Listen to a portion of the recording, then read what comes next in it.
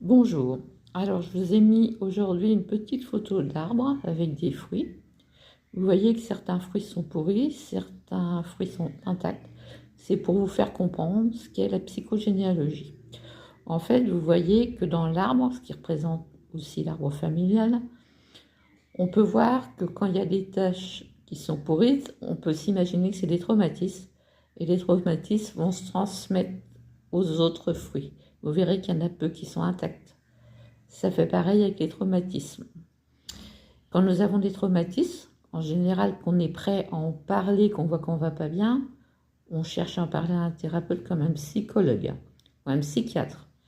Bien souvent, on a une grosse problématique qui est liée à nos familles, ce qui est le noyau, des secrets, des non-dits, des tabous, des addictions, des choses dont on ne parlait pas.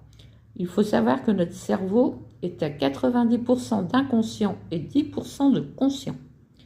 Dans la vie, nous allons être confrontés au même genre d'épreuves que l'on a pu vivre dans une vie antérieure ou par nos familles. On va être placé dans la même situation pour voir si on a le bon comportement.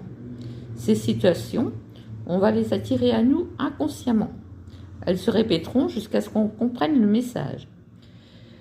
Si dans un arbre un fruit est contaminé, il le transmettra aux autres. La famille, c'est exactement pareil. Bien souvent, on est confronté dans nos relations à nos inconscients. On ne comprend pas ce qui se passe. Il suffit que l'autre personne ait bien travaillé sur elle.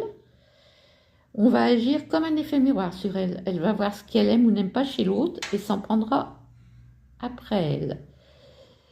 Comme dans l'arbre, si les fruits changent, qu'il n'y a plus de traumatisme, l'arbre sera de plus en plus beau, la famille ira de mieux en mieux. Voilà pourquoi je m'intéresse à la psychologie et à l'analogie.